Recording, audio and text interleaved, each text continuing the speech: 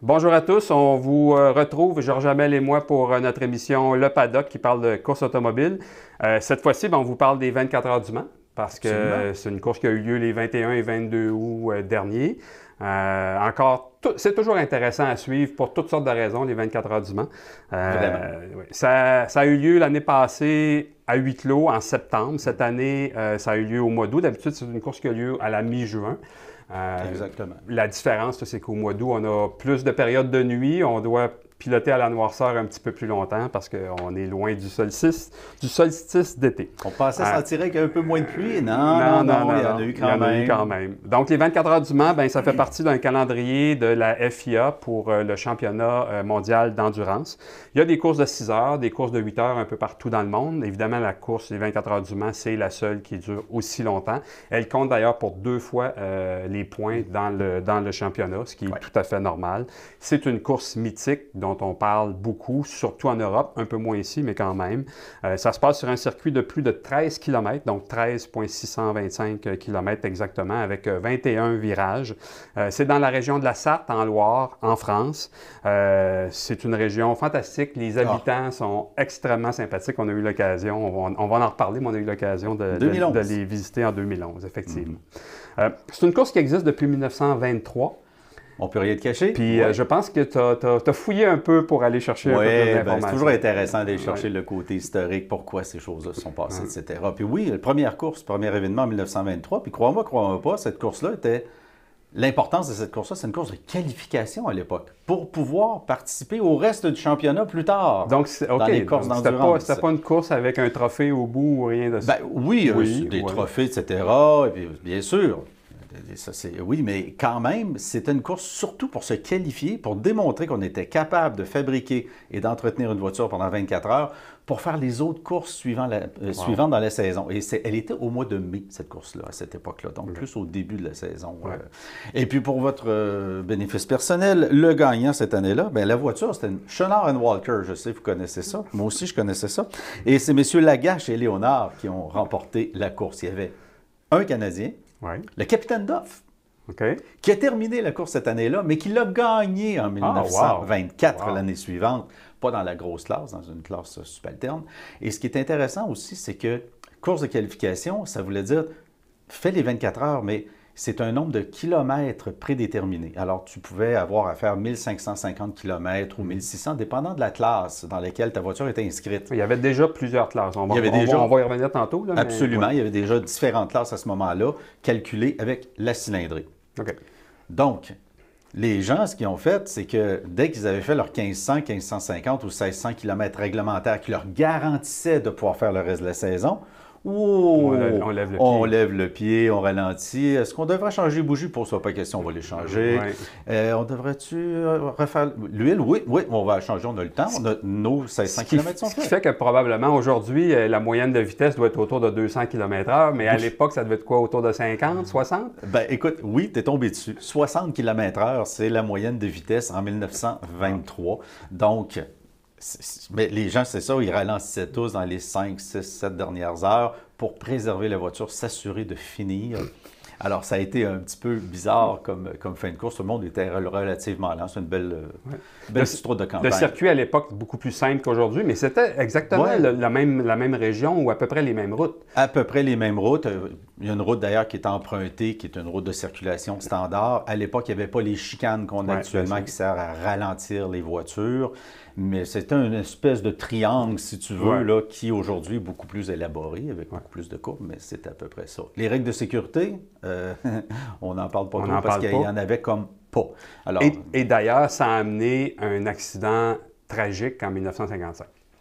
En fait, ce que tu dis là, c'est tout à fait vrai. C'est ça qui a amené ça, parce qu'en 1923, tu te reportes 1955, les règles de sécurité n'avaient pas vraiment évolué. Et les voitures, elles, allaient de 3-4 fois plus vite. Alors, arrive 1955, Mercedes arrive avec un modèle particulier, roue couverte, un aileron en arrière, distribution desmodromique pour le moteur, des choses, une voiture hyper rapide. Mike Hawthorne sur sa Jaguar, ça c'est une des raisons pour lesquelles aussi il y a eu cet accident-là, les voies de service, les paddocks sont complètement ouverts. Aucun mur de séparation entre la piste et les puits. Exactement. Alors, le pilote passe à 2,40, 2,55, 260, parce que les voitures étaient très rapides dans le temps. Tenue de route en courbe, on repassera, mais très rapide quand même. Hawthorne décide à la dernière seconde de se tasser à droite. Il bloque Macklin, qui bloque Pierre Levé, qui, lui, se voit obligé, pour éviter les voitures, de donner un malheureux coup de volant vers la gauche. Qu'est-ce qu'il y a à gauche? Les estrades. Alors, il prend un vol plané sur la voiture de Macklin. La voiture se désintègre. Moteur, carrosserie, sur le bord, dans les estrades, là où il y a plein de monde. Entre 80 et 84 morts, dépendant des sources que vous allez chercher sur Internet. Ça a été, encore aujourd'hui, c'est la pire catastrophe dans le monde de la course automobile qu'on a connue. Et ça a amené des conséquences, c'est-à-dire, entre autres, bannissement de toute course automobile pendant plusieurs années dans plusieurs pays européens. Dont la Suisse. Dont la Suisse. Et puis, je suis content que tu en parles, parce que la Suisse est le seul pays où la course automobile est encore bannie aujourd'hui.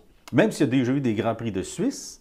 Hein? Mais c'était pas en Suisse. C'était pas en Suisse. Tout à fait. Non, il y a déjà eu des Grands Prix. Non, c'était pas en Suisse. C'était pas en Suisse. Et Mercedes s'est aussi retiré de la compétition automobile pendant plusieurs décennies. On sait qu'ils sont maintenant de retour, là, mais... Absolument. Puis Mercedes est arrivé de quoi de très particulier? C'était une Mercedes qui est accidentée. Et les flammes étaient blanches.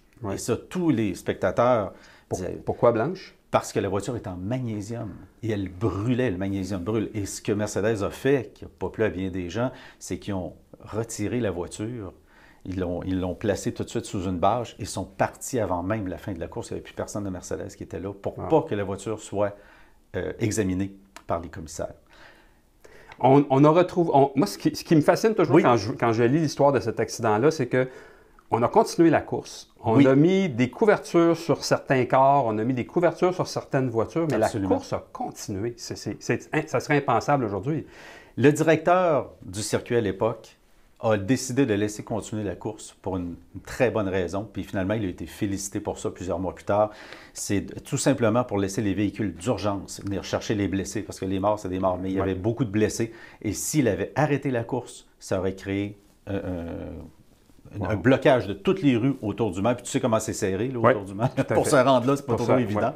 Alors, c'est lui qui a sauvé la vie de plusieurs personnes en disant on n'arrête pas la course. Tu me l'apprends, c'est vraiment intéressant comme anecdote. Autre petit secret.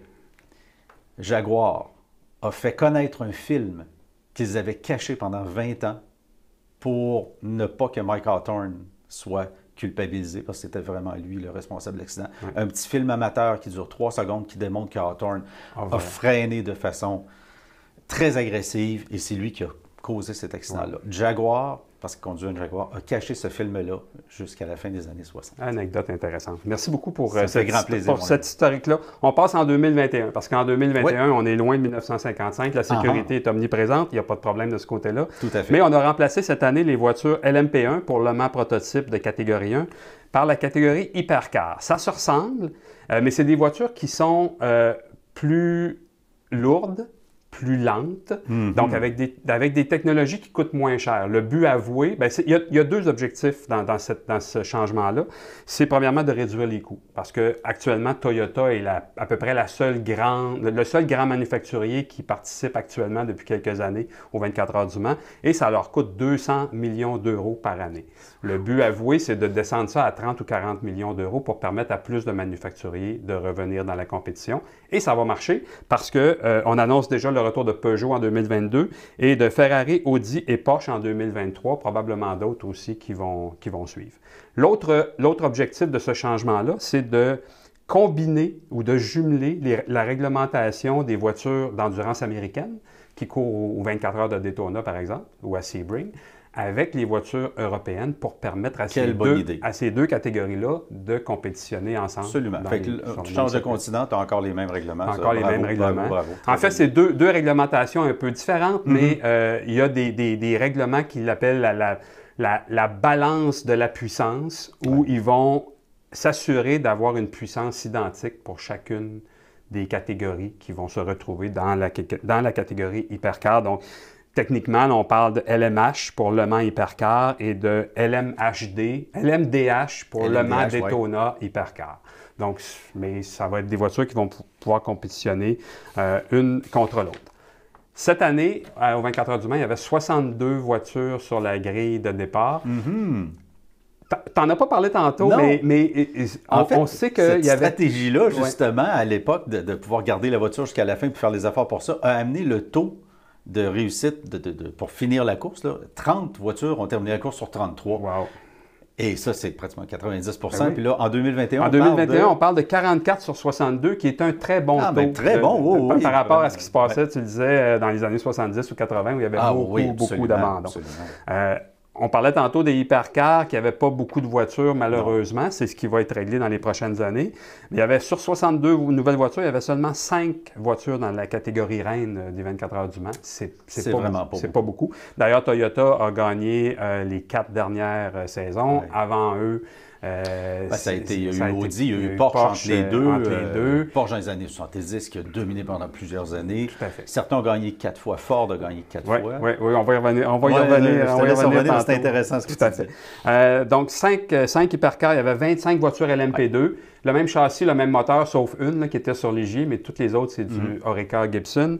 Et il y avait 31 voitures dans la catégorie GTE, donc des voitures plus de route. Donc, on parle de Aston Martin, de Chevrolet Corvette, les Ferrari 488, des Porsche 911. Exact. On en retrouvait 8 dans les pros, donc les pilotes professionnels, et 23 dans la catégorie amateur, où il y a un pilote professionnel généralement par équipe, mais aussi deux pilotes amateurs.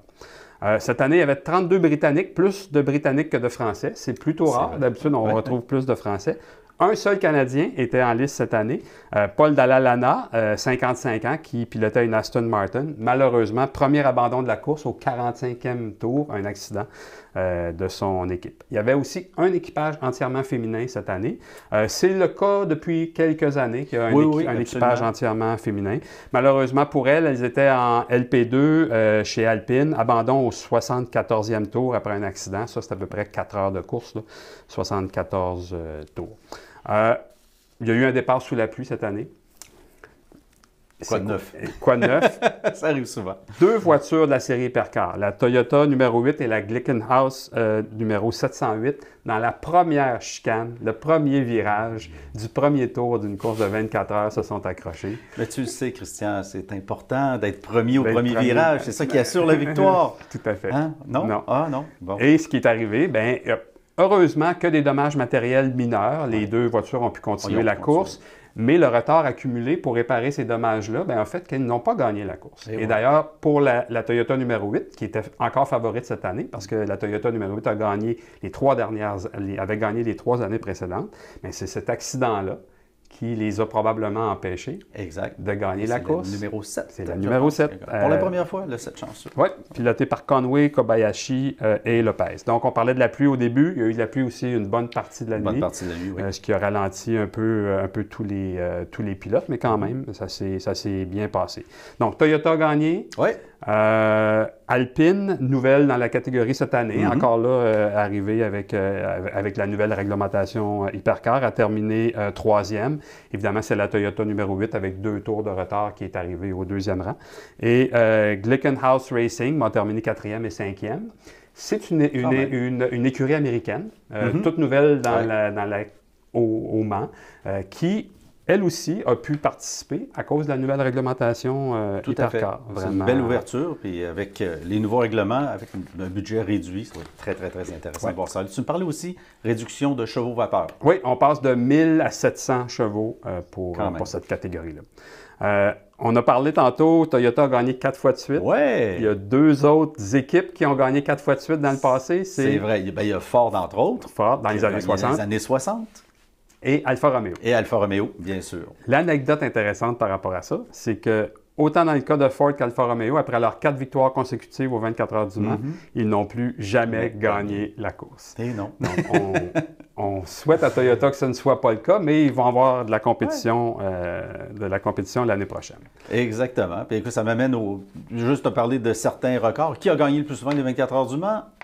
Je suis pas mal sûr que tu sais que c'est Porsche. Probablement Porsche, oui. Oui, 19 fois. Audi l'a remporté 13 fois quand même, Ferrari 9 fois, Jaguar et Bentley 7 fois et 6 fois. Donc les Anglais, toujours très présents 24 heures du Mans toujours, aussi. Le pilote qui a remporté le plus souvent, ben, ça reste encore Tom Christensen. Surtout avec Audi. Oui, exactement. Super pilote d'endurance. Il l'a remporté 9 fois et son record est loin d'être battu. Parce que le deuxième, c'est Jackie Hicks encore. Et puis je pense pas qu'il va être capable de rejoindre Christensen. Il est retraité depuis un petit bout de temps avec 6 fois. Tout à fait. Je veux terminer ça parce qu'on va vous montrer un petit vidéo de l'arrivée de la course. En LMP2 cette année, la fin a été spectaculaire. La voiture 41 menait la course au dernier tour. Panne mécanique dans le dernier tour. La voiture qui était en deuxième place, c'était la numéro 31 de la même écurie, donc l'écurie WRT, qui était deuxième. La voiture de troisième place était très proche derrière. Ouais. Ils ont terminé la course, croyez-le ou non, avec moins d'1 seconde de différence. Ouais. Et ça aurait pu mal se terminer. Ça aurait pu être catastrophique parce que non terminer. Seulement une seconde de différence, mais un pied de différence avec le gars qui tenait le drapeau, si je ne me trompe pas. Hein? Parce que la tradition 24 heures du Mans, c'est à peu près la seule chose qui n'est plus sécuritaire aux 24 heures du Mans. Tout à fait. Le signaleur de fin avec le drapeau à damier est sur la piste. Donc, c'est un homme qui est à pied sur la piste avec les voitures qui passent à 220 km/h à côté de lui. Et il ajoute le drapeau à damier pour la fin de la course parce que d'habitude, il y a un tour ou plus de différence entre les meneurs. Les équipes terminent lentement les pour uns la photo, à côté des autres, etc. Ouais, c'est ça. Mais en LMP2 cette année, il y avait encore une course jusqu'à la fin. Et vous allez voir sur la vidéo, ça a passé très proche. Fort heureusement, il n'y a rien arrivé. Il n'y a rien arrivé. On va probablement mettre le flagman, appelons-le comme ça, un peu plus sur les côtés de la piste à partir de l'année. Oh, je pense qu'on va améliorer la situation pour pas que ça arrive encore. De l'année prochaine. Juste une petite anecdote en terminant. On y était en 2011 pour la bataille Audi-Peugeot. Donc, les Allemands contre les Français. Ça avait été spectaculaire. Audi avait terminé avec seulement 14 secondes d'avance sur la Porsche. Sur la Porsche cette année-là. Ouais, sur la Peugeot cette année-là. Et quelle belle course. Très belle course. Il faut dire que, faut avouer, Audi roule en avant. Oui. Mais la Peugeot devait ravitailler moins souvent. Oui. Et c'est comme ça qu'il est arrivé, toujours à inquiéter les Audi. Et il y a une des Audi qui s'est joyeusement craché là, pas au premier tour, dans les premiers tours. S'est accroché avec une autre voiture, a fait 3 tours dans les airs et retombé. C'était Alan McNish. Donc, une d'éliminée en partant, à la grande joie des partisans français qui étaient présents. Tout à fait. Mais juste en terminant, l'expérience des 24 heures du Mans, on l'a vécu une fois. Si vous aimez la course automobile, il faut aller voir ça. C'est mythique, les 24 heures du Mans. C'est une course qu'il ne faut pas manquer. Ça a lieu tous les ans, pourquoi pas, au mois de juin. C'est superbe dans cette région-là. Tout à fait. Merci beaucoup, Georges, d'avoir été avec nous encore une fois cette semaine. Puis on se revoit très bientôt. Merci.